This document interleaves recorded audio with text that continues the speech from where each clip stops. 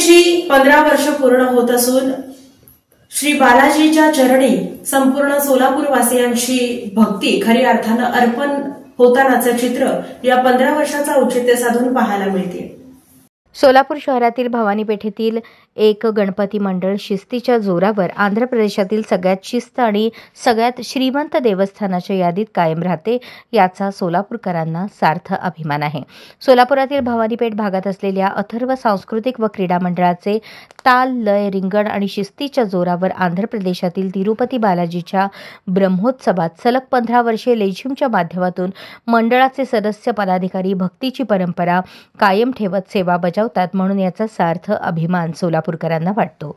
TTD देवस्थानच्या हिंदू धर्म प्रचार परिषदेच्या माध्यमातून महाराष्ट्र सांस्कृतिक विभागाचे प्रमुख हरिभक्तपरायण मुरलीधर काटीकर महाराज यांच्या नेतृत्वाखाली अथर्व सांस्कृतिक व क्रीडा मंडळाचे सदस्य दरवर्षी तिरुपती बालाजीच्या मंदिराला नवरात्रात होणाऱ्या ब्रह्मोत्सवात रोज एक नवीन पारंपरिक पोशाखाच्या माध्यमातून सायंकाळी बालाजीच्या मूर्तीसमोर लेझिम खेळात फेरी पूर्ण करतात। संपूर्ण देशातून या ब्रह्मोत्सवात 200हून अधिक पथक येऊन आपल्या राज्याच्या पारंपरिक नृत्य कलाविष्काराच्या माध्यमातून सेवा बजावतात। आजपर्यंत ब्रह्मोत्सवात अथर्व सांस्कृतिक क्रीडा मंडळाच्या लेझिमच्या सेवेमध्ये सहभागी झालेले सेलिब्रिटी आणि राजकारणी मेगास्टार चिरंजीवी कविता कृष्णमूर्ती, डॉक्टर राजशेखर, तत्कालीन केंद्रीय मंत्री प्रकाश जावडेकर, खासदार सुनेत्रा पवार,